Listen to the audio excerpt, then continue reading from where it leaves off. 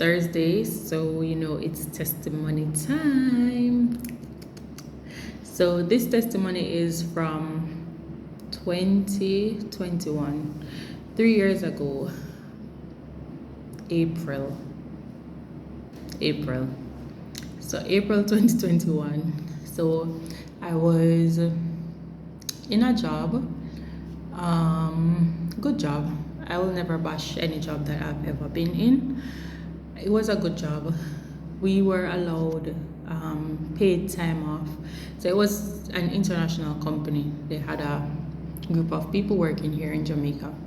So I took the Friday off to go to Micah's sports day because the principal had asked if the parents could come with the children, because Micah was 3 at that time and it wasn't going to be at the school. They were going to a field. So I took the Friday off and I went to sports day with Micah. The thing is, I was supposed to do an interview that day. However, my phone wasn't working. The screen had cracked. So if it was ringing, I couldn't see any messages and nothing. When it was ringing, you know, the thing comes up on the bottom of the screen and you can just swipe across. So I would just be using my finger to swipe, and when I hear it stop ringing or I feel it stop vibrating, I would put it to my ears to see if it is that I had answered the call. If I didn't hear anything when I put the phone to my ears, I knew that the person had hung up. Yeah, that's where your girl was. So I was supposed to do an interview, but based on that, I made up my mind that I wasn't gonna do the interview. I was just gonna forget about that job. Now, the day of the sports day now, I brought Micah's tablet with me, even though I said I wasn't gonna do the interview. And a part of the reason why I also wasn't gonna do it, I couldn't get the link. No matter how many times the HR person sent me the link, I was not seeing it in my email. So I was like, what is this? So on the morning, I'm at sports day, so it's like 9 o'clock, and my sister called. She was working at the same company at the time, and she was like, are you set for the interview? I said, no, I'm not gonna bother do it. She said, what do you mean? So explain everything to her. I can't get the link, this, that. So she said, okay, let me get it and send it to you. So she sends me the link to my email. I receive it. So she says, where are you? You have to go home now. Now the interview was supposed to be for 10 and this is after 9. I would not make it home in time. So I'm like thinking to myself, so I said, Lord, I'm just gonna walk on this road, but there are several different paths that I could take to go to the main, because my intention was to try and rush home to do the interview and then come back. I even told one of the other parents, I'm asking her to keep Micah until I get back.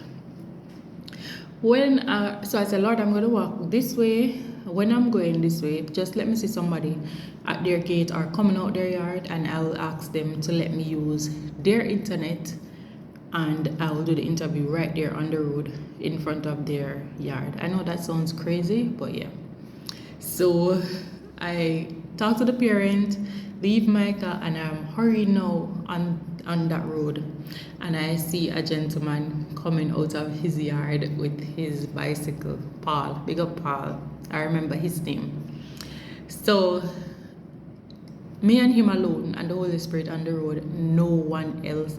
So I go up to him and I'm like, I explained the whole situation, and he said, yeah man, it's cool. So he was leaving. He said he's going to buy a patty for some people. So he put the Wi-Fi password in Micah's tablet. He said I could sit on his veranda, and he left me. I don't know him, he don't know me, but he allowed me to sit there on the veranda, and he goes to make his purchase. So I'm sitting there. I'm not prepared for an interview. I'd already made up my mind that I'm not gonna do it. So 10 o'clock, it was 10 o'clock. I clicked the link and I joined on the tablet. Now I don't know if it's because I'm on the veranda, the signal wasn't that great, so they kept saying they couldn't hear me. It was a panel, so it's 3 of them on the interview, and they kept saying, we can't hear you.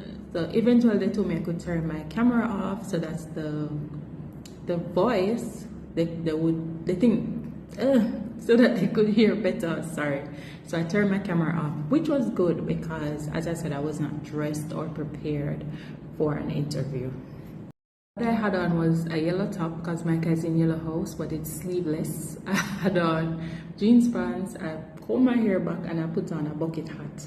Because I was going on the interview now, I took the hat off. So the entire time I was holding the phone up like this because I'm like, I wonder if they're seeing how crazy I look. I'm not prepared. But when they told me to turn the camera off, and I did, I was more relaxed. So the interview continued. At the end, I was like, I don't know how this is gonna go. You know, it wasn't my best interview. I've done a lot of interviews and it wasn't the best one. So it ended.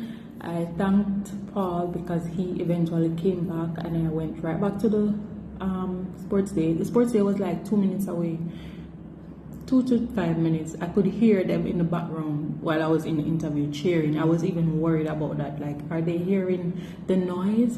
After that, I was kind of iffy about whether I would get the job or not, but I did. I did get the job. I eventually left that job. I'm not working there anymore. I left last year, but it was a good job. I learned a lot, and I met people who I have now as my friends at that job. One of my good friends I met at that job, he really encouraged me even to go on the work and travel, which I shared about a part of it last week. He was the one that really pushed me because at one point I was like, maybe I shouldn't do this work and travel thing, but he was really like, yeah girl, it makes sense. So I have met people there, and I've learned a lot from there, and I knew that it was the hand of God directing me to go there to work. So on the way to our destiny, because there is a blueprint for each of our lives, right? There are certain places that we need to be. There are certain people that we need to meet in order to get to where God intends for us to get to. Remember, God has already created a plan for our lives before we're even born. It's up to us to seek Him to lead us so that we can get to there. So we can be in a place, prospering, you know, doing our own thing, but it's not the place that we need to be in. And so our purpose in life, getting to where we're destined to be, we're not on track because we're not in the right place. And I believe that I needed to be at that job for me to go in the direction that my life went since the last year. Okay, so let's look at how the hand of God was involved through this day. So at first, initially, I could not get the link to the job, right?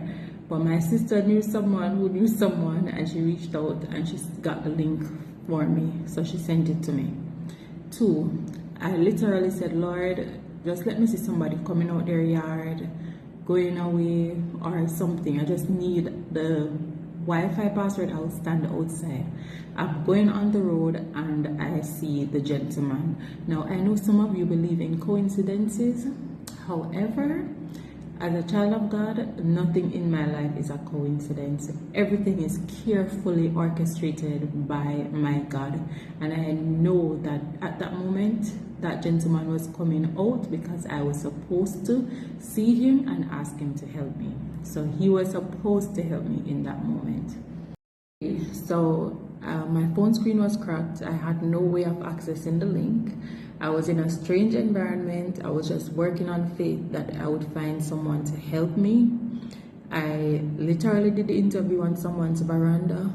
I was not in appropriate clothes for an interview, just a t-shirt, a jeans pants, a hat. My hair wasn't done. There was noise in the background from the sports day, which was close by. You know, it would have appeared that the odds were against me, but I got that job. I'm sure there were other persons who were well prepared in a good environment, sitting looking prim and proper, but the Lord said that that job was for Chanel, and so it doesn't matter what was going on around me. That job was mine, and so I had to have received it. Romans 8:28 says, all things work together for good for those who love God and who are called according to his purpose. And so it doesn't matter how things seem at times, if it will work out for you. It will work out if it's a part of God's plan for your life. And God is a good God. I'm not saying that we shouldn't be diligent and we should not prepare. God is not careless. God is not careless. But sometimes when everything seems stacked against you, you have done your best, you have done all that you know how to do, and it just seems like it's not working, then it's time to allow God to step in. It's time for us to rest in the natural and allow the supernatural to take over and to allow God to do his thing. And so that is my testimony for today of how my big God came through for his daughter once again. And so I hope you are inspired. I hope your faith was lifted. I hope you will share your own testimony. It doesn't matter how small it may seem. Someone wants to hear. Someone needs to know that God is indeed a good God. And so there's a part 2 to this that I will share next week. So have a great rest of day, a great weekend. Jesus. We thank God for the weekend. Amen. And I will see you all again next week. God bless you.